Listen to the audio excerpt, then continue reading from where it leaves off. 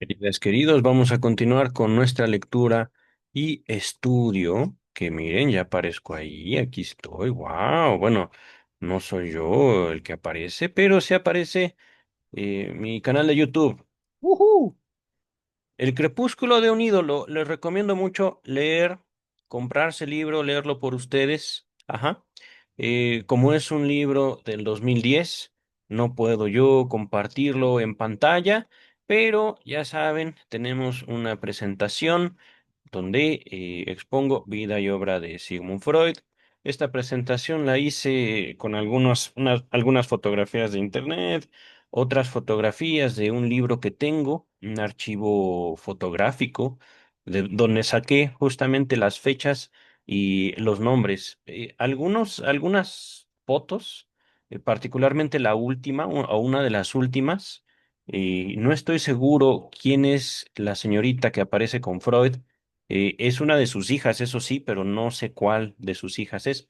Pero mm, ya sin más dilación, sin más presentación, voy a ocuparme del texto de Michel Onfray. Les recuerdo, ya llegamos a la segunda parte. No me acuerdo exactamente en qué capítulo, digamos, ¿cómo se dice? Que va uno tras otro.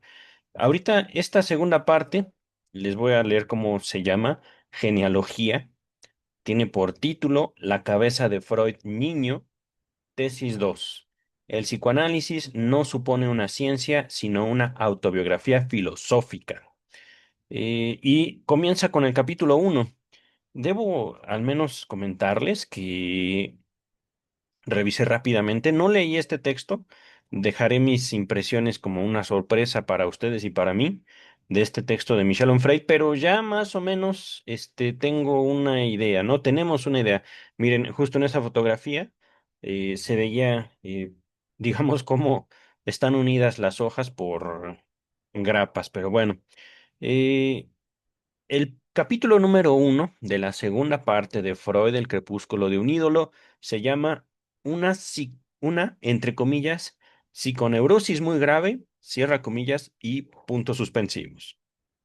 Ya sabemos que el autor, Michel Onfray, suele hacer eso, ajá, el uso de puntos suspensivos para dar a entender algo y también, digamos, como una forma muy particular de exponer el texto de Freud, como muy descontextualizado. Ajá.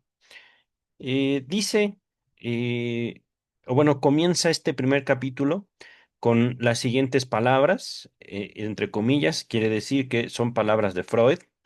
Dice, mi fuerza tiene sus raíces en la relación con mi madre. Ajá. Así nada más dice. Y luego dice, Sigmund Freud, un recuerdo de infancia en poesía y verdad. Véase, volumen 17, páginas 150. Que como estamos acostumbrados, al menos en este canal, déjenme cambio esto de aquí. Este de aquí va para acá. Eh, Les voy a dejar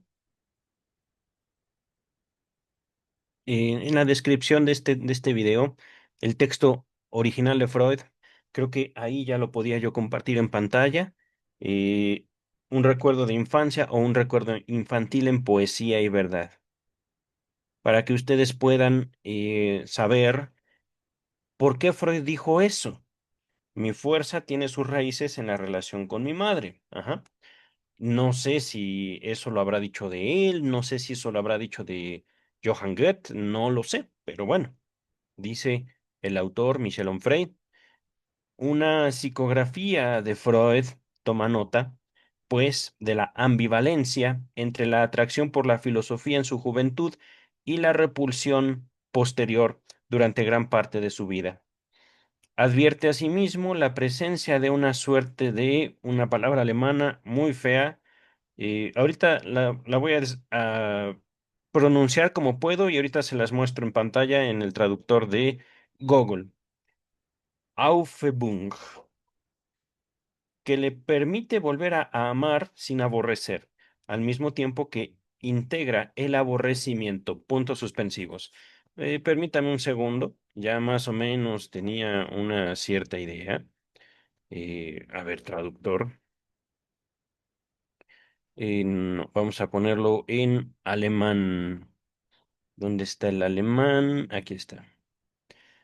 A ver, es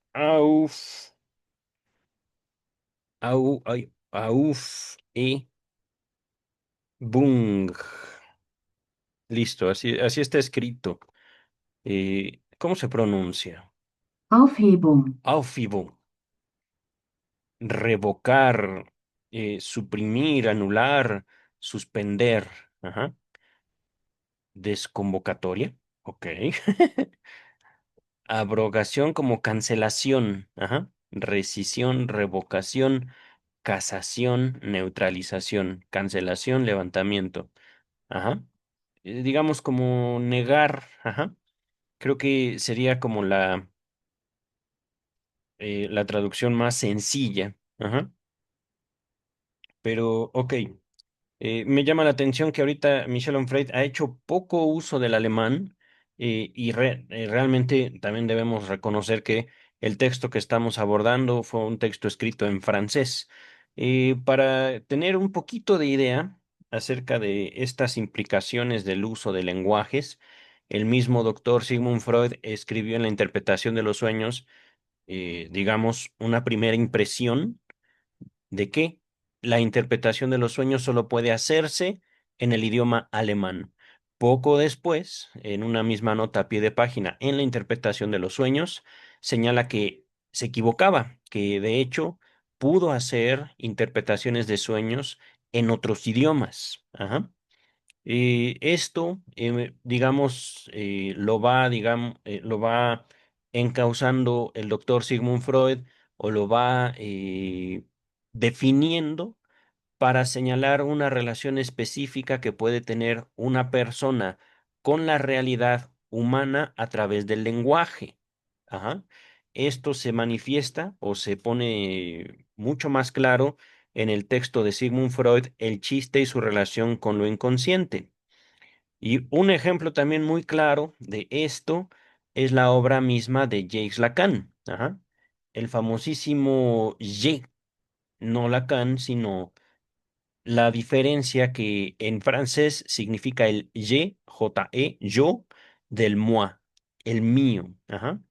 Esto, digamos, no pretende ser una introducción ahorita al pensamiento y obra de Lacan, pero si cada individuo, por ejemplo, Freud hablaba alemán, Lacan hablaba francés, yo hablo español, todas estas lenguas, todos los idiomas del mundo, sirven para que el ser humano pueda interactuar con sus semejantes y al mismo tiempo establecer una relación consigo mismo. Ajá. Esto, digamos, la introducción está en la interpretación de los sueños que les dejo en la descripción completa. Ahorita, bueno, llegaremos a una segunda lectura de la interpretación de los sueños. Ahorita estamos leyendo la traducción del proyecto de psicología con Luis López Ballesteros, la traducción de Luis López Ballesteros, que ha sido un buen trabajo, pienso yo. Pero bueno, sin más, regresamos con Michel Onfray. Dice, en 1896, Freud tendría como 30 años más o menos, año de su invención del psicoanálisis, Freud en efecto escribe lo siguiente a Wilhelm Fliess o Wilhelm Fliess. De joven, no tenía otro anhelo vehemente que el del conocimiento filosófico, y ahora estoy a punto de cumplirlo al pasar de la medicina a la psicología. Me he convertido en terapeuta a mi pesar. Véase la carta del 2 de abril de 1896. No sé si esa carta se incluya en el primer volumen de Ediciones Amorortu, pero bueno, ya lo revisaré. Déjenme ver. Si no la encuentro, 2 de abril 1896. Si no la encuentro, debe de estar en el epistolario o en la reunión de cartas de Freud y Wilhelm Fliess, que seguramente ahorita en la presentación verán a Wilhelm Fliess o Wilhelm Fliess. Dice el texto, psicoanalista, por lo tanto, ya que no ha podido ser filósofo. Aquí un ataque más de Onfray a Freud, eh, poniendo claro está a la filosofía por encima del psicoanálisis. Y esta debe ser, digamos, como una de las motivaciones principales de Michel Onfray. Queridas, queridos, yo como ser humano e incluso como psicoanalista, no puedo señalar que el psicoanálisis esté por encima, por arriba, que sea superior que la filosofía. Ajá. Cada disciplina e incluso la misma psicología no puede estar ni arriba ni abajo del psicoanálisis. Ajá. Históricamente sí vino primero el psicoanálisis, pero eso no quiere decir que la psicología no sirva, que la psiquiatría no sirva. Pero algo que sí debemos de hacer como comunidad científica todos es cuestionarnos, es saber para qué servimos y para qué nos están usando. Ajá. Es ahí donde yo centro mi crítica, no a la psicología, no a la psiquiatría, sino directamente al concepto y a la política de salud mental. Pero eso soy yo. Continúa el texto. Ese mismo año, algunos meses antes, también había firmado esto, es decir, eh, quiero ser filósofo. Así lo dice Michel Onfray, que dijo Freud. Ajá. También había afirmado esto con referencia a su rodeo por la medicina. Entre comillas, eh, abrigo en lo más profundo de mí la esperanza de alcanzar por el mismo camino, entre, digamos, como de itálica, mi primera meta, la filosofía. Y el resto del texto está normal. A eso aspiraba en un comienzo, antes de haber comprendido con claridad por qué estaba en el mundo. Véase la carta de 1 de enero de 1896. Dice Michel Onfray, la cursiva es de Freud. Queda dos veces dicho, por consiguiente, que su primer anhelo es la filosofía. Querido, puede cambiar de opinión, pero bueno. Dice el autor, en el momento preciso en que aparece la palabra psicoanálisis, con la cual él parece reencontrar su amor de juventud. Por eso, afirmo claramente que el psicoanálisis es la filosofía de Freud y no una doctrina científica de validez universal. Aquí, queridas, queridos, por supuesto, cada quien puede decir lo que quiera, realmente, pero algo que también tenemos como individuos humanos es el derecho, primero, de arrepentirnos, cambiar de opinión al respecto de qué camino vamos a seguir en la vida. Ajá. Ahí, por ejemplo, hablando de Gustav Jung, de Carl Gustav Jung, en un momento de su vida, él, siendo niño, tuvo un papá que era un pastor protestante, Carl Gustav Jung, hijo de un ministro protestante. Ajá. No, no me acuerdo de qué denominación, pero y a lo largo de su vida, Jung va, digamos, como alternando sus ejercicios de poder, la manifestación de ese poder que él deseaba practicar entre sus semejantes. Y fue justamente cuando él se acerca al psicoanálisis que pone en evidencia, digámoslo así, una política de él y una política del mismo psicoanálisis. Ahorita seguramente veremos en pantalla, si no es que ya pasó, creo que ya pasó, uno de los discípulos de Sigmund Freud que fue abiertamente y toda su vida un pastor protestante. Sí, ya pasó. Era el reverendo Feister. Y esto lo estoy mencionando porque al final es ese ejercicio de poder deshonesto por debajo del agua, traicionero, el cual ejecuta Carl Gustav Jung hacia Sigmund Freud, que lo llevan a distanciarse el uno del otro. Ajá.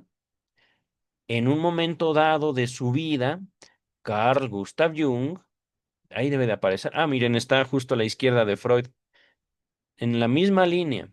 Ajá. A ver si aparece mi. Ya se me fue. A ver, vamos a regresar. Aquí está Jung. Ajá. 1911. Freud y Jung rompen relaciones 1914. Ajá. Y justo Jung, digamos, y se separa para hacer su propio movimiento. Ajá. Tuvo éxito, tuvo fracaso, bueno, eso ya depende de cada quien. Al final, evidentemente, lo que pone en evidencia, lo que se hace manifiesto en esa relación entre de amistad, de disciplina, de transmisión de conocimiento entre Freud y Jung, es que se puede cambiar de opinión. Se puede uno afiliar y al mismo tiempo, o bueno, con el paso del tiempo, separarse de cualquier disciplina, separarse de cualquier grupo, al no sentirse identificado con sus valores. Ajá. En el caso de Sigmund Freud, él se nombraba a sí mismo psicoanalista y creo yo que tiene el derecho. Ajá. Eh, Cada uno de nosotros, queridas y queridos, podemos y podemos realmente afiliarnos. Soy filósofo, soy psicoanalista, soy psicólogo, soy médico, etcétera, etcétera, etcétera, etcétera. Ajá. Eso es lo que nosotros decimos. Y ya lo que nosotros hacemos con eso o lo que esperamos obtener con eso es justamente algo que podría ser totalmente voluntario o podría ser también algo totalmente voluntario o involuntario. Ahorita quisiera aclararme con eso, pero lo diré con otras palabras. Ajá. El doctor Sigmund Freud en algún momento de su vida pudo haber dicho, yo quiero ser filósofo, pero con el tiempo no lo sostuvo. Ujú. Cualquiera de nosotros podría ir a donde guste, decir, hoy quiero practicar boxeo, entonces hoy soy boxeador. La próxima semana ya no me gustó. Era muy feo pelearme, sentir los golpes. Ahora quiero ser nadador.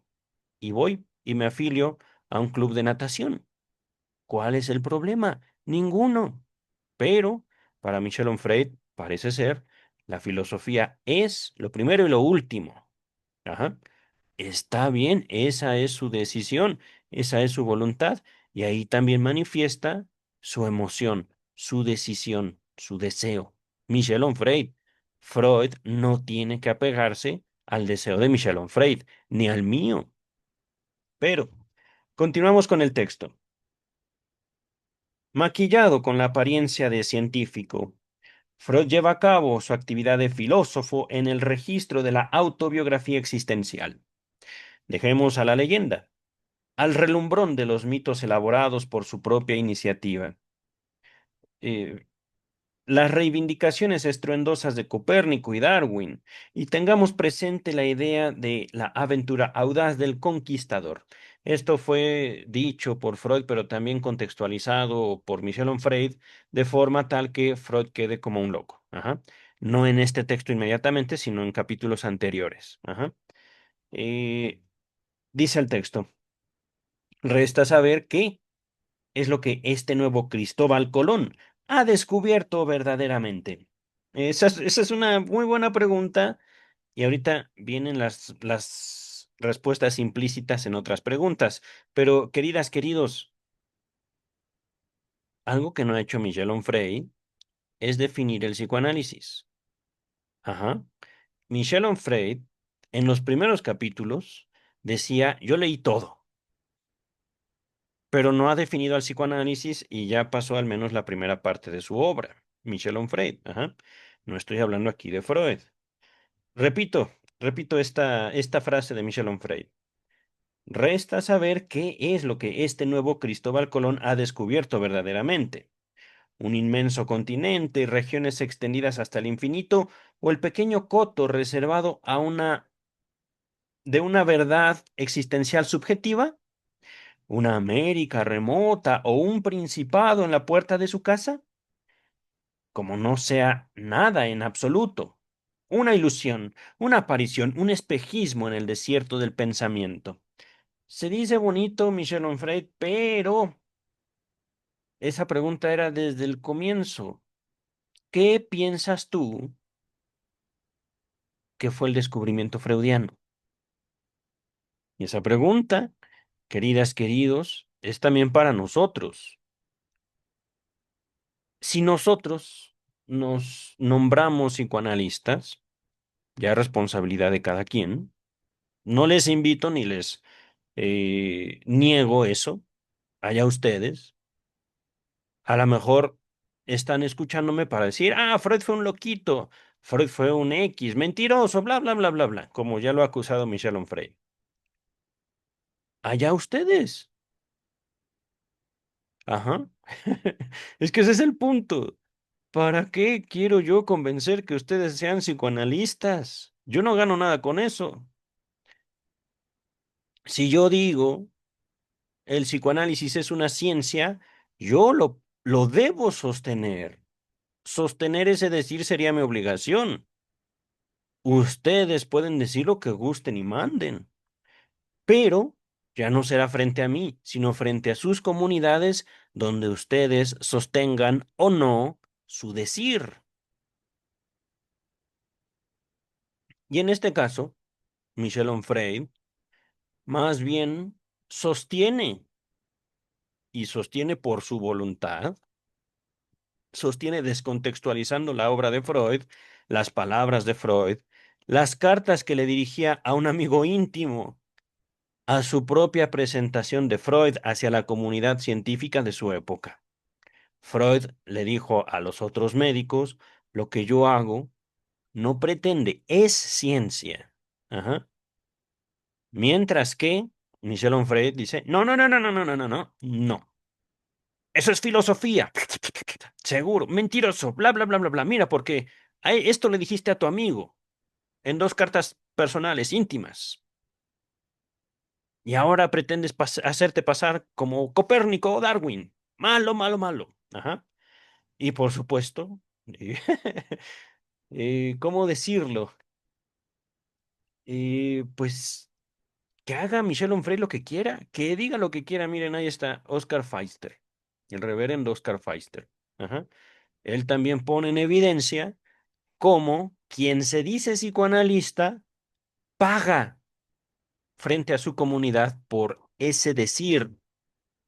No es que Oscar Pfister le hayan retirado el ministerio, pero sí fue condenado por otros pastores porque decían el psicoanálisis es una forma de perversión sexual.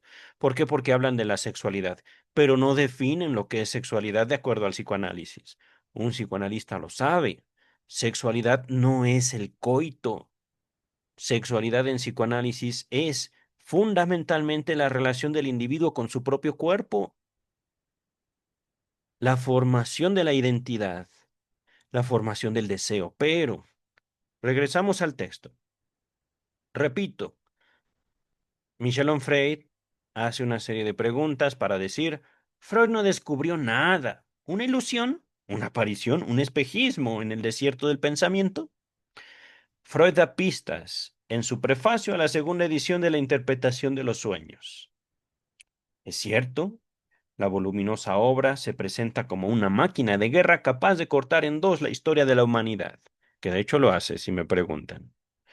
Dice Michel Onfray, habrá un antes y un después del descubrimiento del inconsciente psíquico. La datación simbólica adelantada a 1900 va en ese sentido, puesto que Freud sabe, cree, quiere que ese libro abra un nuevo periodo, inaugure un nuevo siglo, marque un progreso en la humanidad. Progreso, querido. ¿Qué Freud leíste, Michel Onfray? ¿Qué? Eh, voy a continuar con el texto porque si no, me quedo en el comentario. Un nuevo cómputo para el calendario exclusivamente construido sobre la ciencia nueva. Pero ese libro de ciencia, en itálica ciencia, delata en cada página una obra autobiográfica. Querido, querido Michel Onfray, ¿una categoría excluye la otra? La ciencia no puede tener nada de autobiográfico, nada. ¿Y qué tal el relativismo temporal de Einstein? ¿No es Einstein? ¿Qué tal Oppenheimer y su obra. ¿Qué tal Copérnico y su relación específica con el mundo manifestada en su obra? En serio, queridas, queridos, una pregunta. ¿Puede un ser humano despertar su deseo por el conocimiento sin tener relación con el mundo? Miren, justamente, hablando de sexualidad, hablando de la estructura de la sexualidad en psicoanálisis, ¿puede un ser humano despertar el deseo por el conocimiento sin un cuerpo, sin un tiempo, sin una sociedad específica, particular? Y ojo aquí, en toda mi descripción no estoy hablando del cerebro. Voy a ponerlo así también. ¿Es la ciencia una actividad puramente intelectual? Y de ser así, ¿por qué ChatGPT no construye ciencia? ¿Por qué? Bueno, voy a decirlo más claramente. ¿Por qué las inteligencias artificiales no construyen ciencia solitos? Solitos o solitas, como gusten denominarlas. Dice el texto, el propio Freud nos lo advierte. Las páginas publicadas constituyen un fragmento de un autoanálisis. El autor se vale de sus sueños. Propone una introspección analítica en la gran tradición socrática de las Confesiones de San Agustín. Los ensayos de Montaigne, no sé cómo se pronuncia, Montaigne. Las Confesiones de Rousseau, el Ecce Homo de Nietzsche, por no mencionar más que los monumentos del pensamiento occidental. La interpretación de los sueños se sitúa en ese linaje, puntos suspensivos, filosófico. Ok, lo que tú digas, Michel Onfray. ¿Quién podrá negarlo? Cuando su autor mismo pone las cartas sobre la mesa. En primer lugar, el material de ese libro está constituido por sus propios sueños y su análisis. En segundo lugar, esta confidencia personal sobre la genealogía de la obra. Palabras de Freud. Es que para mí el libro posee otro significado, subjetivo, que solo después de terminarlo pude comprender. Advertí que era parte de mi autoanálisis, que era mi reacción frente a la muerte de mi padre. Vale decir, frente al acontecimiento más importante o significativo y la pérdida más terrible en la vida de un hombre. Después de que lo hube reconocido, me sentí incapaz de borrar las huellas de esa influencia. Véase volumen 4, es decir, la interpretación de los sueños, página 18 o página 20, dependiendo de la edición. Pero, queridas, queridos, bueno, Michel Onfray satisface esa tendencia que hemos observado desde, pues, los primeros capítulos de su libro. Contradecir a Freud, decir, miente, miente con todos los dientes. Ajá. Y al mismo tiempo, queridas, queridos, hago este comentario para pensar la ciencia, para pensar la propuesta, tal vez no filosófica, pero sí de Michel Onfray, sobre la función, el origen del pensamiento científico. Dice el texto, el conquistador, en itálicas, y luego continúa normal, el conquistador parte a la conquista de un territorio desconocido. Es cierto, pero el destino no parece muy lejano, a saber, la parte oscura que lo atormenta. Su correspondencia con Fliss. Otro autoanálisis lo muestra de manera permanentemente enfrentado a sus migrañas, dolores de cabeza. síntoma histérico en Sigmund Freud. Ajá. Sus hemorragias nasales, sus problemas intestinales, su humor depresivo, sus malogros sexuales, su cansancio, sus somatizaciones, su inspiración agotada. Su estado de ánimo debería ser muy malo para que Ernest Jones, el fiel discípulo, el agiógrafo, jamás falto de astucia para presentar a su héroe bajo su mejor luz, el hombre incondicional que tuerce la historia para que coincida siempre con la curva de la leyenda, no es cierto, pero así lo dejo, escribiera sin tapujos que Freud padecía, entre comillas, de una psiconeurosis muy grave entre 1890 y 1900. Ajá. Queridos, mm, Michel Onfray, eh, por supuesto, hace uso de un lenguaje un poquito teatral que espero yo transmitir con mi voz, pero también no sé de dónde saca también esas conclusiones de Ernest Jones. Algo que estamos haciendo en este canal es también leer la obra de Ernest Jones. Ajá. Y me quedo así como, ¿qué? Otra vez, ¿de qué hablas, Michel Onfray? Ernest Jones no era tan, digamos, no puedo decir buen biógrafo, porque lo fue, pienso yo. Yo puedo señalar la obra de Jones como no un retrato fiel, pero sí una descripción, digamos, ¿cómo decirlo? Humana de un ser humano. Ajá. Es que me río porque los últimos capítulos del volumen 3, tal vez no el último, penúltimo y antepenúltimo, hacen referencia directa al sufrimiento y al dolor de Sigmund Freud. ¿Por qué? Bueno, en primer lugar, ahí están viendo a Ernest Jones, a la derecha arriba. Ahí también debe de estar. Ah, pues está justamente a la izquierda de Sigmund Freud. Oye, ¿dónde está mi mouse? Aquí está Ernest Jones. Ajá. Eran cercanos, tal vez no amigos íntimos, tal vez no dormían en el mismo cuarto, pero pues sí se conocían muy bien. Y, digámoslo así, una de las doctrinas del psicoanálisis es la ambivalencia afectiva. Lo presento como doctrinas, pero también se manifiesta en actos. Te quiero tanto como te odio. Ajá.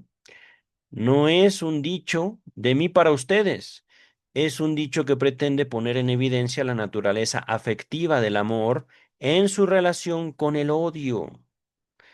Hay veces que por mucho que queramos a papá o a mamá, se nos salga algún pensamiento, digamos, de odio hacia ellos. Ajá. Eso nos duele. Eso procuramos apartarlo de nuestra conciencia. Ajá. Y justamente en estas descripciones de los capítulos de Ernest Jones, Jones pone de manifiesto, según palabras de Michel Onfray, el dolor, el sufrimiento, la pena, la vergüenza de su ídolo. Ajá. ¿Cómo es que entonces Ernest Jones, de acuerdo a Michel Onfray, ponga siempre a Freud como su ídolo? Incluso, ahorita no recuerdo, fue en los últimos tres videos, no me acuerdo exactamente cuál, pero el mismo Ernest Jones retrata un episodio donde fue Carl Abraham quien salvó al psicoanálisis de Sigmund Freud, porque Freud, cuando Otto Rank publica El trauma del nacimiento, básicamente Freud dice, ya acabé, ya no puedo más. Otto Rank tiene razón. El psicoanálisis será de Otto Rank a partir de hoy y Carl Abraham dice no. Eso que dice Otto Rank es en contra de su propio descubrimiento maestro. Carl Abraham se opuso a Sigmund Freud. Eso lo expondría alguien que idolatró a Sigmund Freud, Ernest Jones. Yo pienso que no. Ajá. Freud era un ser humano Freud tenía también el derecho de cansarse y de equivocarse. Ídolos. Esto es algo que también he observado desde casi el principio de este texto de Michel Onfray. Fue primero que nada Michel Onfray quien puso a Freud como su propio ídolo. Y ahorita, justamente, el texto se sostiene en esa intención. Voy a quebrar a mi ídolo. Bueno, adelante, pero esto es también para nosotros, queridas y queridos.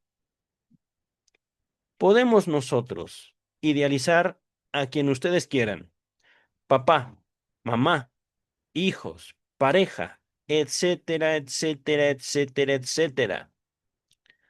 La religión, la ciencia. Pero ese acto, la idealización, es responsabilidad nuestra. Es un acto de intensidad. Qué bonito. Pero también esa intensidad tanto puede destruir a nuestro objeto de amor como puede estorbarnos a nosotros mismos en nuestro contacto con nosotros y con el mundo. Hablando de los misterios del amor, queridas y queridos. Pero bueno, regresamos al texto de Michel Onfray. Estamos en la segunda página de este primer capítulo. Son 11, queridas y queridos. Tal vez no la acabe la lectura en este video, pero ya estamos terminando la segunda. Eh, a ver, aquí está. Entonces, eh, Ernest Jones, miren, justamente. Michel Onfray dice que tenía a Freud como su ídolo, su héroe, y escribe sin tapujos que Freud padecía, entre comillas, palabras de Ernest Jones, de una psiconeurosis muy grave entre 1890 y 1900. Ajá. Continúa Michel Onfray. En su correspondencia, Freud habla dos veces, el 14 de agosto y el 3 de octubre de 1897 de su histeria, perdón, de su histeria, no en su histeria, de su histeria. Palabras de Freud. Atravieso ahora un periodo huraño. El principal paciente que me ocupa soy yo mismo. Mi pequeña histeria, fuertemente acentuada por el trabajo, ha avanzado un poco en su solución. Aún quedan ocultas otras cosas, y mi humor depende, en primer lugar, de ellas. Continúa Michel Onfray. El trabajo del científico, voy a leer así las itálicas, científico, afecta pues al paciente, a Freud mismo, ajá, porque parece acentuar su tropismo histérico. No sé qué es tropismo. A ver, no tengo mi celular, sí, acá está mi celular. A ver, voy a pedirle que me defina tropismo. Chu, chu, chu, chu, chu. Tropismo. El tropismo o crecimiento de un órgano en respuesta a un estímulo. El tropismo es el movimiento o crecimiento de un organismo en respuesta a un estímulo externo. Si el movimiento es hacia el estímulo, se llama tropismo positivo. Si es en dirección opuesta, es tropismo negativo. Ok, movimiento hacia o en respuesta a un estímulo. Ok, tropismo histérico. Ajá. El autoanálisis de Freud, continúa Freud, hace correr ríos de tinta en la abundante biblioteca freudiana. Pues es que, miren, justamente, no podemos ahorita contradecir a Michel Onfray, pero sí podemos darle otra dimensión. Y esto tiene mucho que ver con la naturaleza del psicoanálisis. Queridas y queridos, ¿por qué necesitamos, como seres humanos, contarnos historias? Hablando del psicoanálisis, digámoslo así, no como lo definía un querido maestro de la Facultad de Psicología, Héctor Lara Tapia, maestro mío de la Facultad de Psicología. El psicoanálisis decía en todas sus clases. Eh, El psicoanálisis, decía Héctor Lara Tapia, es una psicología de ven y cuéntame tu vida. Ajá. Eso es imposible, querido maestro Héctor, porque eh, justamente interpretación de los sueños, nada nos consta de manera totalmente cierta, queridas y queridos. O voy a ser más específico y más severo conmigo, pocas cosas podemos nosotros transmitirlas de manera directa, de manera limpia de nuestro deseo, de nuestra voluntad. Ajá. Pocas cosas, pocas narraciones nosotros podemos transmitir como fueron y no como quisimos que fueran. Ajá. Aquí, repito la frase de Frey. El autoanálisis de Freud hace correr ríos de tinta en la abundante biblioteca freudiana. Lo puedo entender de otra manera. El dolor hace que ustedes, yo, Sigmund Freud, Michel Onfray, Jacques Lacan, Melanie Klein, nos contemos algo a nosotros mismos y le contemos algo a los demás. Y ahorita estoy hablando del dolor, pero también puedo nombrarlo el deseo. Y esto gracias al psicoanálisis freudiano. Ajá. Es decir, queridas, queridos, la vida nos va a molestar a ustedes, a mí. A Freud lo noqueó la vida. Muchas veces. Este no es un mensaje motivacional, es más bien un intento de señalar la importancia del deseo en la vida humana. Y el deseo nace por frustración. El deseo no nace porque la vida sea linda, queridas y queridos. Dice el texto, tiene un lugar central el autoanálisis, dado que su autor afirma que funda la disciplina. Pero, paradójicamente, él nunca le dedicó un texto específico.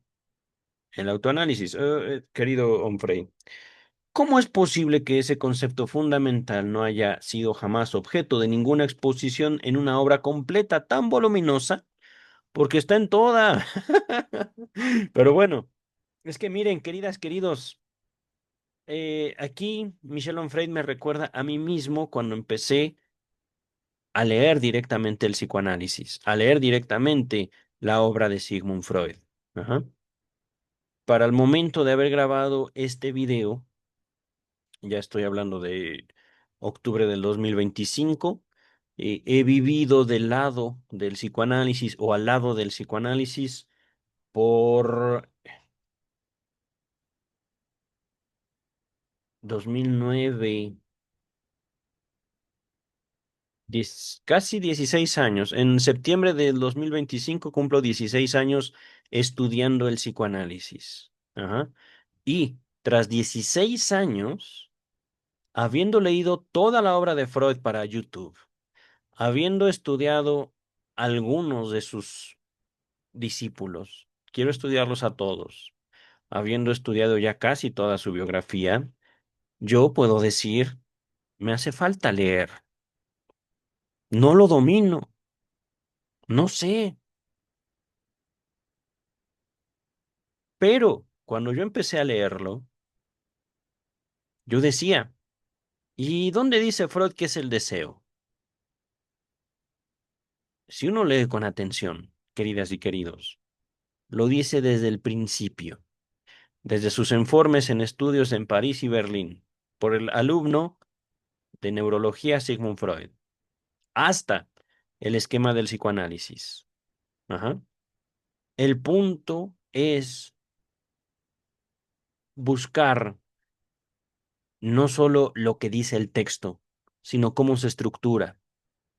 Y esa es también la magia del psicoanálisis en vivo. No es un, como decía mi maestro Héctor Lara Tapia, sí, sí, me está contando su vida.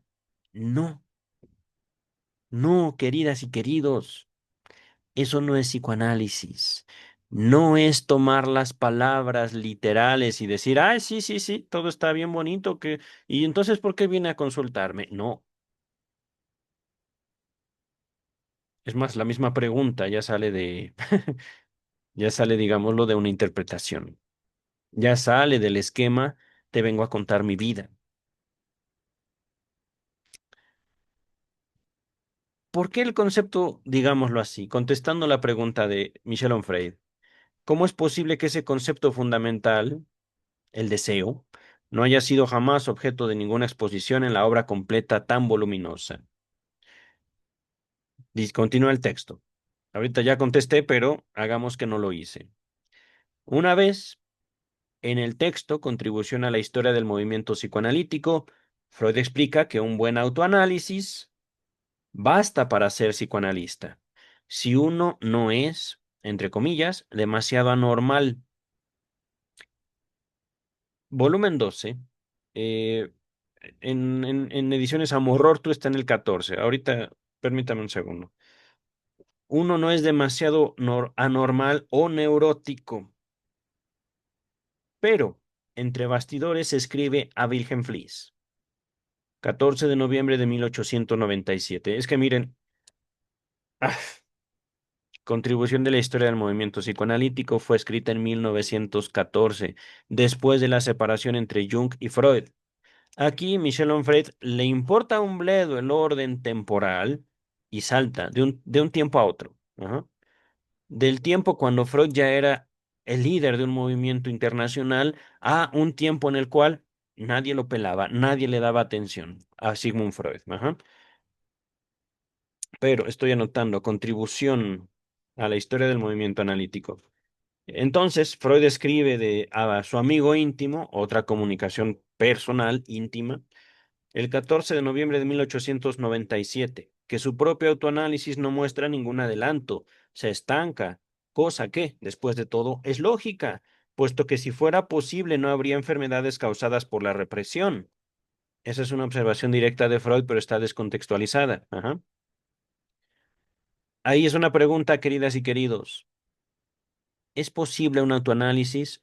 Claro que es posible. De hecho, podría yo decirles, el autoanálisis, no de Sigmund Freud, sino de cada analizante, es el objetivo de todo psicoanálisis, como un proceso, no terapéutico, sino transferencial.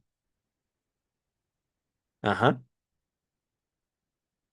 Aquí debo señalar que Sigmund Freud nunca fue un teórico de la salud mental. Para Sigmund Freud, la cura era el introducir al sujeto en la relación transferencial. ¿Y cómo se hace eso? Misterio que dejo en este video. Pero, queridas y queridos, relación transferencial no es una relación sexual con el analista. Debo nombrarlo. ¿Por qué? Porque conozco. Conozco superficialmente, al menos, el perfil de la gente que me escucha. Ajá. Al menos sospecho de su perfil, queridas y queridos. La relación transferencial es una relación afectiva, pero que se sostiene por la fantasía del analizante, no por la persona del analista. Hacer de una relación transferencial, un autoanálisis es ponerle al analizante en su propia cara su deseo inconsciente hacia el analista, que por ejemplo puede ser, yo deseo que usted, que representa a mi padre, se muera. Por ponerles un ejemplo, la relación transferencial, yo diría que más común es la simpatía, pero no descarto que en la relación transferencial se juegue la pulsión de muerte, el odio puro hacia papá y mamá, o papá o mamá, como ustedes gusten, manden o puedan procesarlo. ¿Dónde está eso, Michel Onfray, en tu texto? Pero, dice el texto, lo que sí está es un... Pasamos de 1914 a 1897, donde dice Freud que efectivamente su autoanálisis se estanca. Y también, esto sí lo señala Freud, pero está descontextualizado, si el autoanálisis fuera posible, entonces, ¿por qué la gente enferma de neurosis? Ya se los contesté, porque efectivamente no solemos ser tan honestos con nosotros mismos como un psicoanálisis demanda. Ajá. Ahí es justamente el objetivo de la relación transferencial es la honestidad para con uno mismo. Honestidad. Yo soy el arquitecto de mis ideales, querido Michel Onfray. Yo soy el constructor y el destructor de mis propios ídolos, Michel Onfray. Y también ustedes, queridas, queridos. ¿De quién se enamoran? Ahí descansa su responsabilidad. ¿Ustedes idolatran a Lacan? ¿Ustedes idolatran a Freud? ¿A Melanie Klein? ¿Qué es un ídolo para ustedes, queridas y queridos? Y esto no se los digo para que derrumben todos sus ídolos. No, ¿yo qué gano con eso? Abrácenlos, mueran por ellos. ¿A mí qué? Esa es su vida afectiva. ¿Acaso yo no amo? Yo sí amo. Yo he estado dispuesto a morir por personas que con el tiempo digo, qué tonto fui, qué inocente fui. Y también he hecho, digamos, me he puesto en peligro por amar. Ustedes no. Afortunadamente he sobrevivido. El azar, podría yo decir. Pero, queridas y queridos, ya ahorita no me voy a meter tanto en mi autoanálisis. No es el momento. Dice Michel Onfray, después de pasar de 1914 a 1897, y llamar, por supuesto, otra vez a Freud necio, loquito o algo así, dice Michel Onfray, finalmente en el Congreso de 1922, otro salto, de la Asociación Psicoanalítica Internacional, los analistas, a propuesta de Sándor Ferenczi, concluyen que la solución es el, entre comillas, análisis didáctico, efectuado con otro analista por su parte, también analizado. Sobre la base del principio del primer motor inmóvil de la causa incausada de Aristóteles, el autoanálisis solo puede funcionar para el inventor del psicoanálisis y para nadie más. Falso. Bueno, pero aquí, como acostumbra Michel Onfray, puntos suspensivos. Los otros deberán tenderse sobre un diván oficialmente certificado por Freud o un freudiano. Falso también, querido, porque ¿cómo les explico esta diferencia justamente entre la Asociación Psicoanalítica Internacional y la Asociación Mundial de Psicoanálisis? Porque hay dos escuelas, querido Michel Onfray. Pero eso ahorita no lo dices tú, lo digo yo. Continúa el texto. Los historiadores del psicoanálisis se pelean para datar el autoanálisis de Freud. Ok, ok. ¿Cuándo empieza y cuándo termina? ¿Y qué tal si Freud dijo algo similar en el texto Análisis terminable e interminable que les dejo en la descripción? Texto de Sigmund Freud. Ajá. Análisis terminable e interminable. Dice el texto, repito, ¿cuándo empieza y cuándo termina? ¿Fue constante, regular o se interrumpió por momentos? Es así. Si es así, ¿cuánto tiempo se interrumpió un psicoanálisis?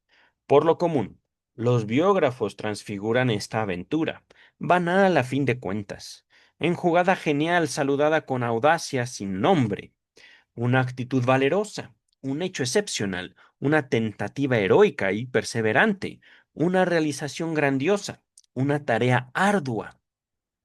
Llueven los calificativos cuando se trata de esta introspección común y corriente, a la cual invitan todos los filósofos estoicos de la antigüedad, porque constituye para ellos uno de los grandes ejercicios espirituales de la práctica existencial de su disciplina. Puntos suspensivos.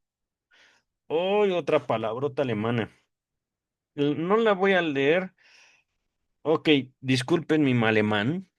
Eh, no es un lapsus, fue a propósito. Este lapsus me ocurrió cuando empezaba en un principio las texturas, los textos de Freud.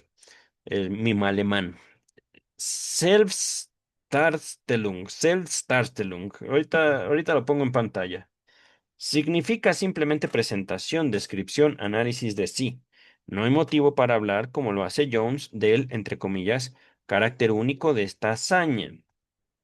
Ok, queridas, queridos, regresamos al traductor, permítanme un segundo y discúlpenme.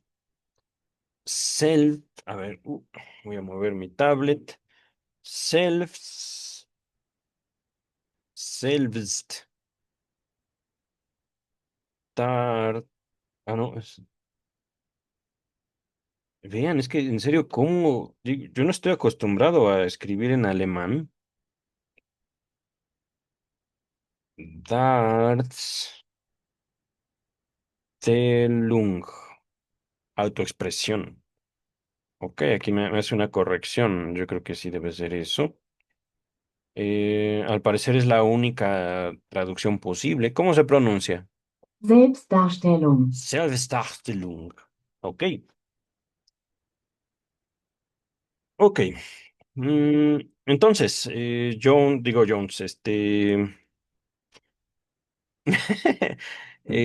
Michel Onfray escupiendo otra vez a Freud y el psicoanálisis, a Jones y, en fin. Dice el texto. Podríamos imaginar que el periodo del autoanálisis abarca el de la correspondencia con Wilhelm Fliess, ajá, con Fliess. Vale decir, de 1887 a 1904. Falso, querido Onfray. Duró toda la vida de Freud. Lo sostuvo cuando perdió todo por los nazis. Lo sostuvo cuando su hija Sophie murió, siendo ella ya una adulta. El psicoanálisis me sostiene a mí y me va a sostener toda mi vida, al menos, ¿cómo les digo? No como una actividad terapéutica en el sentido común de la palabra para 2025, sino aquí lo puedo yo nombrar el psicoanálisis como mi actividad intelectual, como mi actividad, también puedo decirlo, espiritual. ¿Por qué? Porque me liga con mis semejantes, porque me liga conmigo mismo y con esa parte de mí que yo no quiero ver, mi propio inconsciente. Ajá. Pero, regresando al texto, ahorita Michel Onfray está negando el autoanálisis.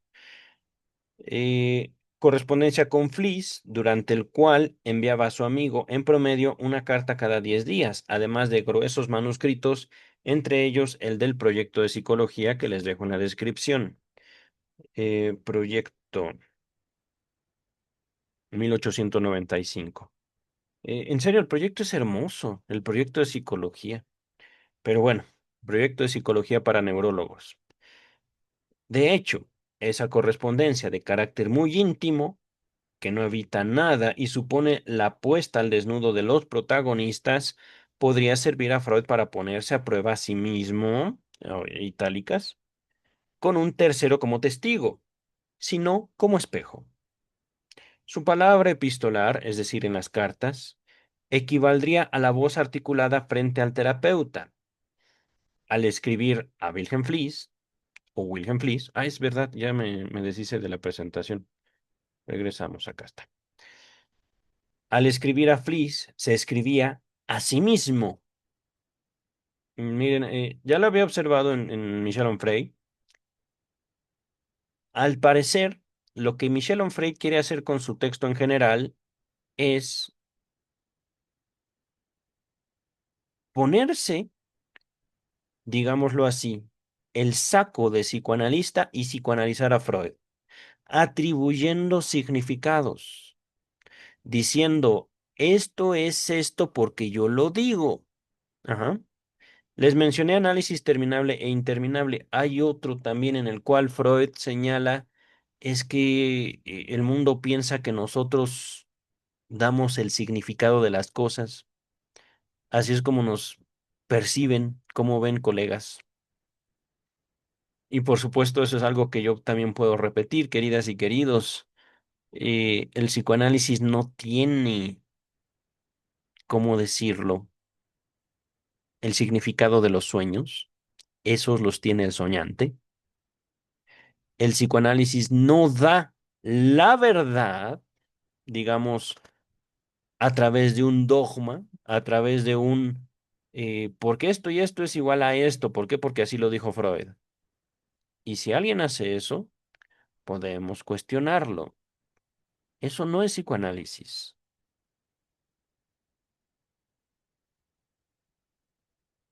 ¿En dónde queda el sujeto del inconsciente entonces? Besitos, Lacan.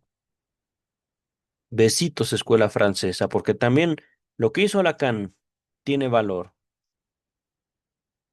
Y lo que hizo Lacan fue apuntar a Freud y decir, hay que estudiarlo, hay que seguirlo leyendo. ¿Por qué? Porque lo que dijo Freud, lo que hizo Freud, la cultura parece tratar de esconderlo. Y en eso no se equivocaba Lacan. Dice el texto. El asunto del plagio, que sirve de pretexto a la ruptura, no constituye un verdadero motivo.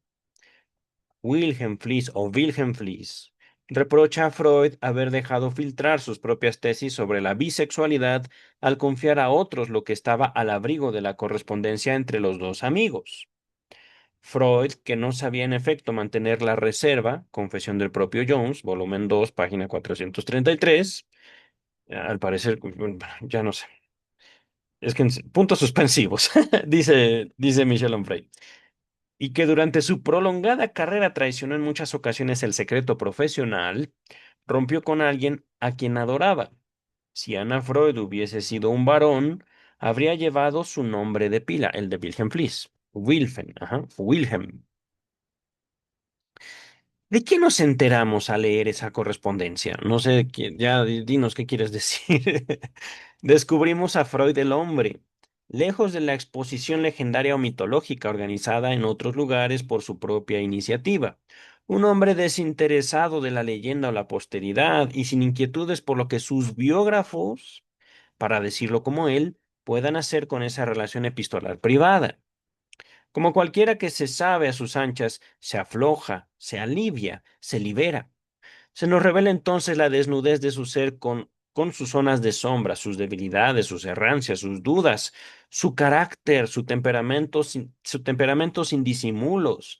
Vemos al hombre de mala fe, y volveré a esto en detalle con el caso de Emma Eckstein, al ambicioso, obsesionado por las maneras de dejar rápidamente una huella en la historia, al codicioso, todas estas en itálicas, ¿vale? Es decir, cuando lo leo diferente, al codicioso que busca el hallazgo en condiciones de asegurarle una fortuna en el más corto plazo, como lo veremos con el asunto de la cocaína y el caso de Marxow, al intransigente que renuncia sin renunciar frente a las pruebas de su equivocación. Con ejemplo, perdón, por ejemplo, con la teoría de la seducción. Al supersticioso que recurre en sus cartas a signos para conjeturar la mala suerte, y más adelante veremos la disimulación de su verdadera opinión en favor del ocultismo. Al ingenuo que se adhiere a las tesis antojadizas de su amigo Wilhelm Fliess sobre los ciclos, los periodos y la superstición numerológica asociada, al ciclotímico que detalla la más mínima somatización, derrame nasal, arritmias cardíacas, migrañas recurrentes, tabaquismo, forúnculo tan grande como un huevo en el escroto, alternancia de constipaciones y diarreas, al depresivo que confiesa trastornos padecidos desde varios años atrás, 7 de agosto de 1894, un humor vacilante, un rendimiento intelectual nulo, una fatiga general, una libido claudicante, un, entre comillas, estado psíquico lamentable, 16 de octubre de 1895, y al angustiado y al fóbico. Angustia a los viajes, miedo a la muerte, miedo a los trenes, miedo a la falta de alimentos, miedo a no tener dinero, al cocainómano, que será durante unos 10 años, del 12 de junio de 1895. En suma, Freud al desnudo, sin máscara. Freud humano, muy humano, demasiado humano. Freud antes del maquillaje, ¿quién le puso el maquillaje, querido? Los proyectores y los proyectores y la pose para la eternidad. Bueno, querido Michel Onfray, pues sí. Es que miren, mm, ¿qué es lo que adora la humanidad? Es curioso, queridas y queridos, que como humanidad no pensemos en nuestros ídolos como alguien similar a nosotros mismos. Más bien, y esto no lo dice Michel Onfray, no lo dice Freud, lo digo yo, nuestros ídolos son lo más separado a la realidad y lo más cercano a nuestros propios deseos. Esto ya lo he dicho antes en esta serie de lecturas. Freud, Lacan, Ferenczi, Klein, Michel Onfray, yo mismo, cagamos. Ajá. Vamos al baño, orinamos, a veces cagamos, hacemos caca. ¿Acaso no? Hizo lo mismo, exactamente lo mismo. A veces, toda la humanidad. Es que en serio, Michel Onfray no ha dicho nada que no dijo Freud mismo y que tampoco hayan dicho sus biógrafos. Ahora, contestando la pregunta de Michel Onfray, ¿cuál era el deseo de Freud en su sueño de la inyección de Irma, querido Michel Onfray? Esto también lo he dicho en, no me acuerdo si en estas lecturas, pero sí lo dije en la lectura del proyecto de psicología para neurólogos. Freud propone que tras todo sueño hay un deseo cumplido, no un deseo por cumplir, no un anhelo, no. El sueño ya es un deseo cumplido. Freud expone en el capítulo número 2 de la interpretación de los sueños su propio sueño, donde una paciente que no quiso escucharlo enferma feo en el sueño. Ajá. El sueño mismo de la inyección de Irma es un sueño de castigo, el cumplimiento de un deseo de castigo del doctor Sigmund Freud a una paciente que no quiso escucharlo. ¿Dónde está su ídolo ahí, querido Michel Onfray? Ahora, queridas, queridos, una pregunta. ¿Ustedes tienen deseos de castigos? ¿Sobre quién lo depositan? ¿Yo tendré deseos de castigos? ¿Michel Onfray tendrá deseos de castigo?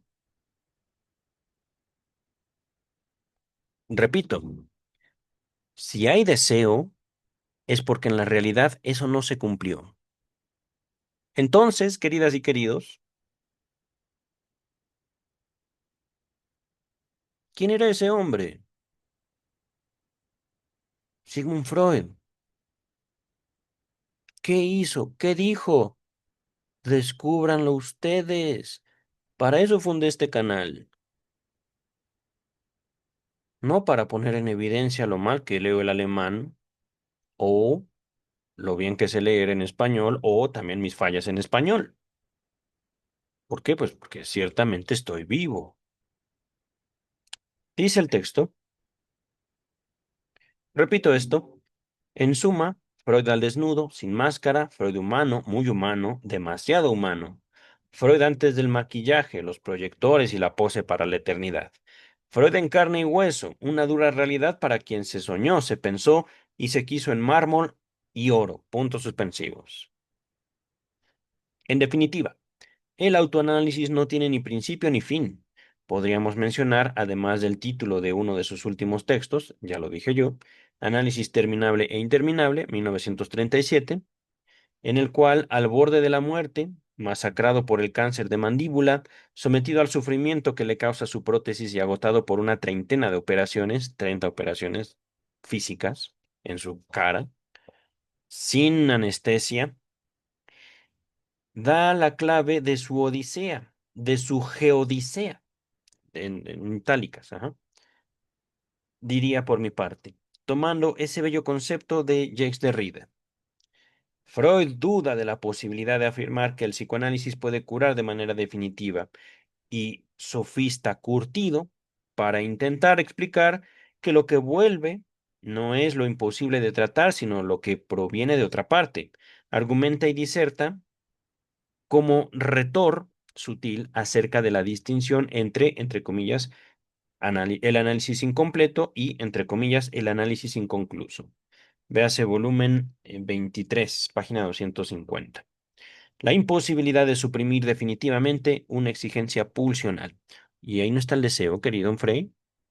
Dice el texto. Escribe. El analista debería analizarse una vez, es cierto, pero regularmente, cada 5 años, tendría que volver a tenderse en el diván. ¿Qué pasa en el caso de un autoanálisis? Un proceder que ahorra transferencia y contratransferencia. Repito, esto es una pregunta. ¿Qué pasa en el caso de un autoanálisis? ¿Un proceder que ahorra transferencia y contratransferencia? Al cabo de un largo camino, Freud concluye su texto con la afirmación de que el análisis podría ser, entre comillas, una tarea, puntos suspensivos, interminable. Ajá. Volumen 23, página 251. Y podríamos creer entonces que en las postrimerías de su vida, hacia el final de su vida, constata que un análisis, su autoanálisis, ha sido una tarea sin fin. Mm, ¿Cómo decirlo, querido Frame? Ahí está el deseo. ¿El deseo de qué? Entre otras cosas, de darle también un significado a la propia muerte. Eso no es, querido Michel Onfray, una tarea digna.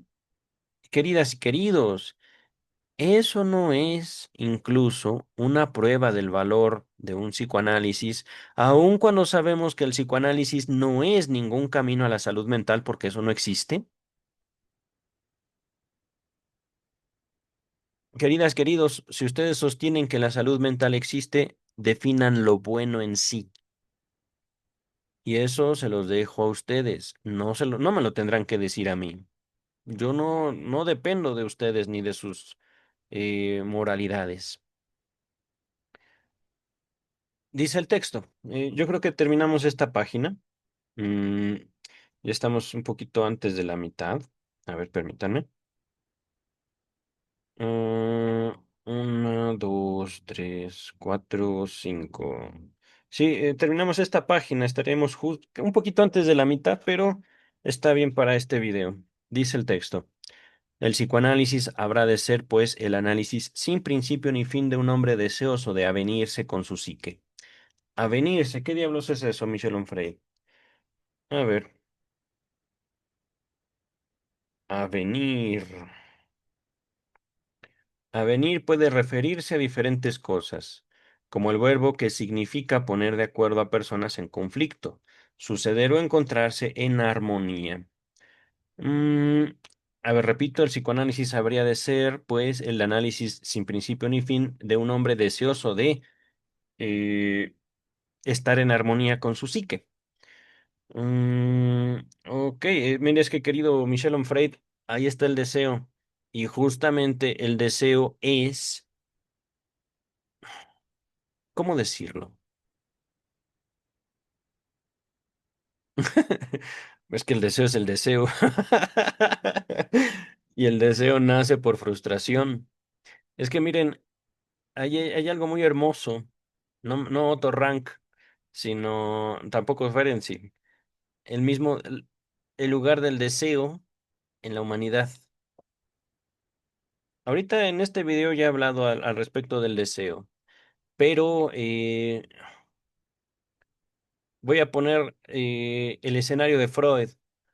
¿Por qué un hombre que, cuyo cáncer le demandó extirparle la mandíbula inferior o el maxilar superior, no me acuerdo, pero vaya, le quitan parte de la cara al doctor Sigmund Freud por una operación de cáncer?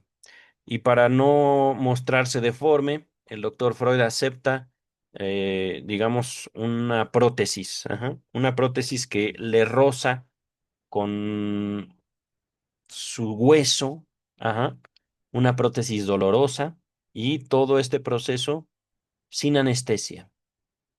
¿Por qué? ¿Por qué escogió sin anestesia? ¿Por qué Freud soportó ese dolor? Porque para él, para Freud, su obra, el psicoanálisis, valía la pena. Ajá. Esta no es una invitación a que ustedes soporten el dolor, no. Esta es una invitación para que ustedes dimensionen el valor de su propia vida, queridas y queridos. No necesitan ser psicoanalistas ustedes para decir vale la pena seguir. O también, como dijo Freud, hasta aquí ya no puedo más. No voy a soportar más este dolor.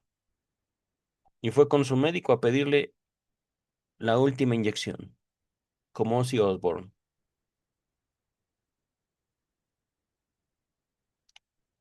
Dice el texto.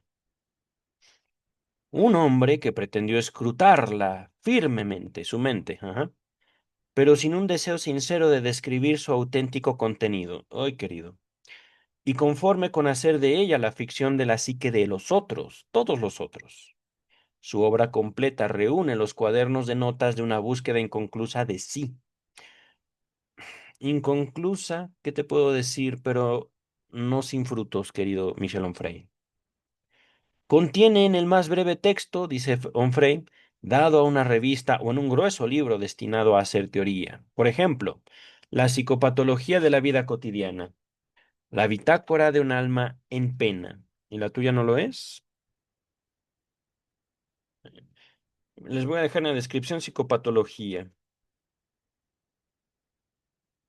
Es que miren, queridas, queridos, hace parecer a Freud ciertamente como un mentiroso, pero también, querido Michel Onfray, ¿qué Freud leíste? ¿En serio?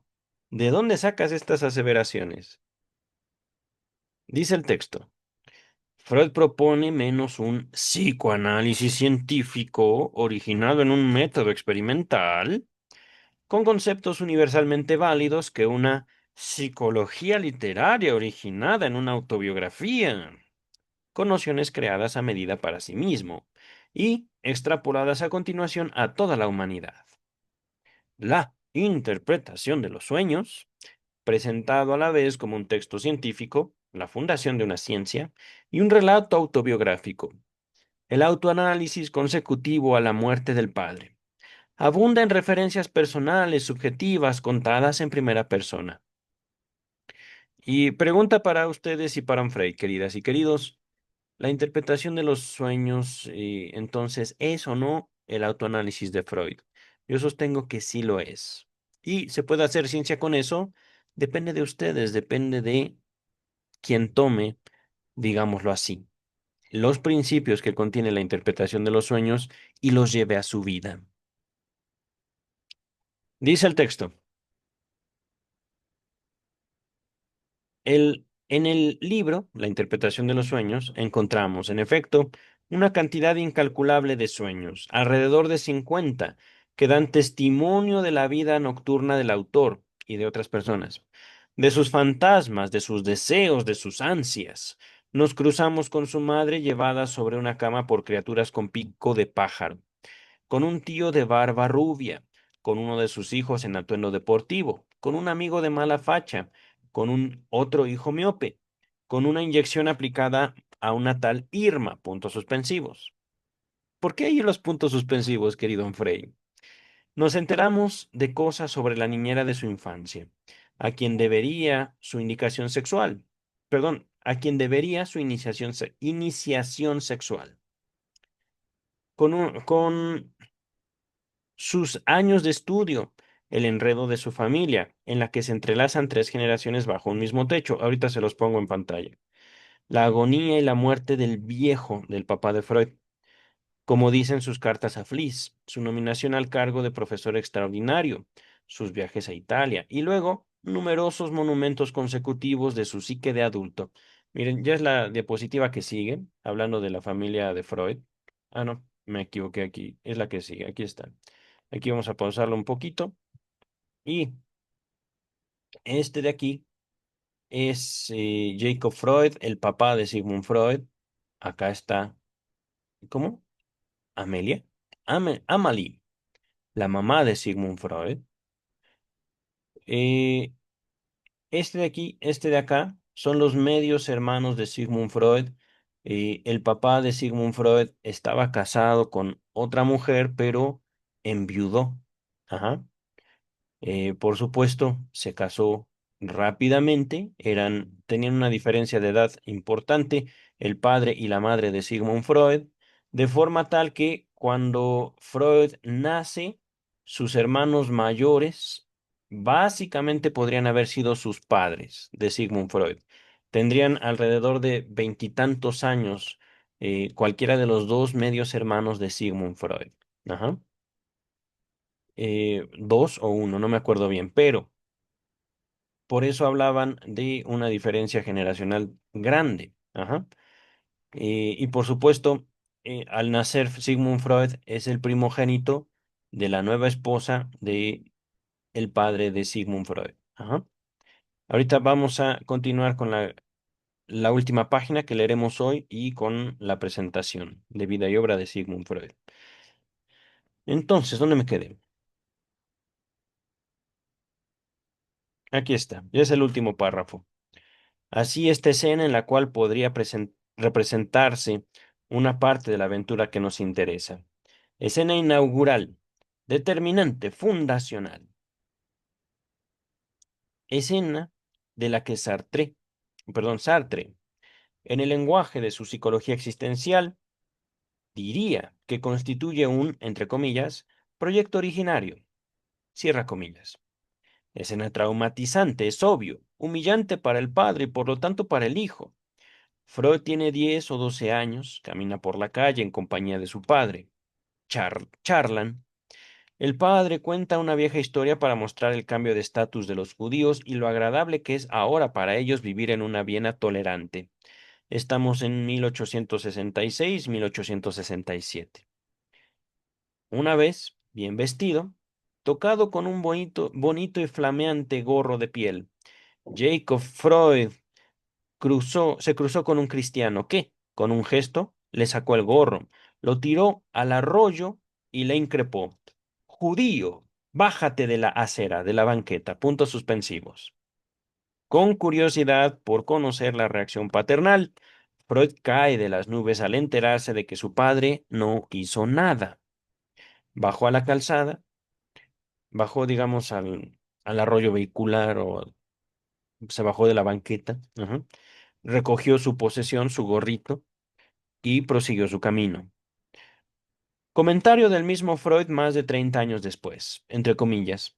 Esto no me pareció heroico, de parte del hombre grande que me llevaba a mí, pequeño, de la mano. Véase Interpretación de los Sueños, volumen 4, página 235 o 211. Y con eso, queridas, queridos, finalizamos el día de hoy y esta lectura de Michel Onfray, Freud, El crepúsculo de un ídolo. Ha sido una lectura, creo yo, eh, al menos para mí interesante. Ajá. Eh, mm, claro está, Eh, no creo que Michel Onfray lo diga, cosa que ya he dicho en este video. Es natural tener ídolos. Es natural a alguien con esa intensidad como aquí. El pequeño Sigmund Freud tenía a su padre hasta que un evento al parecer real, al parecer, porque no lo podemos determinar con certeza, un no judío, así palabras de Freud, un cristiano, insulta al padre de Freud y el padre de Freud no hizo nada, no contestó la agresión, se limitó a recoger su sombrero y seguir caminando. Nótese aquí el deseo de Sigmund Freud. Niño, yo hubiera querido, voy a decirlo en mexicano, en español mexicano, con un argot mexicano, que mi padre le rompiera su madre a a aquel cabrón. ¿Por qué no? Pero era el deseo de un niño. Y el padre de Freud, al menos de acuerdo a la narración, contestó civilizadamente. Callado, recogió sus cosas y se fue. Vámonos. ¿Qué hubiera ganado el padre de Freud al regresar la violencia con violencia? Y es más, llevaba a su hijo. No pudo ese hombre poner en riesgo a su hijo en caso de defender su propia integridad. No sabíamos, no sabemos. Primero, si ese episodio fue real, lo más seguro es que sí. Segundo, si ese otro sujeto, el agresor, iba solo o acompañado. No lo sabemos. Freud no lo plantea. Y seguramente al niño Sigmund Freud no le habría importado, porque justamente en su fantasía su papá podía pelear con todos. Pues bueno, eso no lo hizo, querido niño Freud. Y queridas y queridos, ustedes amen, idolatren y, por supuesto, al momento de idolatrar, es muy probable que en algún momento de su amor idólatra se les rompa el corazón, se les rompa el corazoncito. ¿Por qué? Pues porque es el amor, queridas y queridos. Así es el amor. Si ustedes dicen, como yo te amo, entonces tú no vas al baño, tú no cagas. Bueno, les tengo noticias, queridas y queridos. Todos cagamos. Ustedes también cagan. Todos vamos a hacer caca. Todos vamos al baño. ¿Ah? Ahorita estoy siendo muy escatológico porque es también parte, digamos, de la naturaleza del texto que estamos leyendo. Un texto que no tiene nada, digamos, de honestidad afectiva de parte de Michel Onfray. Aquí, por supuesto, es valioso atribuir este abordaje un tanto escatológico, un tanto asqueroso, a la influencia justamente del psicoanálisis en mi vida. Ujú. Es que, queridas y queridos, honestidad, de eso se trata. Buscar la verdad que nos habita y una verdad que, a pesar de que nos da vida, no queremos ver, no queremos atribuirle un lugar en nuestra vida. Ujú. Parte de esa naturaleza es construir ídolos y parte también de esa naturaleza es tirarlos. Ajá. Entonces, queridas, queridos, nos vemos el próximo viernes. Vida y obra de Sigmund Freud. Yo creo que lo acabamos antes de acabar este año, 2025, para ocuparnos de otra biografía de Freud ya para el 2026. Y el lunes vamos a empezar el la segunda parte del proyecto de psicología para neurólogos del doctor Sigmund Freud. Espero hacer una buena función de transmisión el próximo lunes, que les soy sincero, me pone mucho más nervioso el proyecto de psicología, a pesar de que lo he leído, que leer a Michel Onfray. Ajá. Queridas, queridos, nos estamos viendo pronto, o bueno, escuchando al menos. Bye.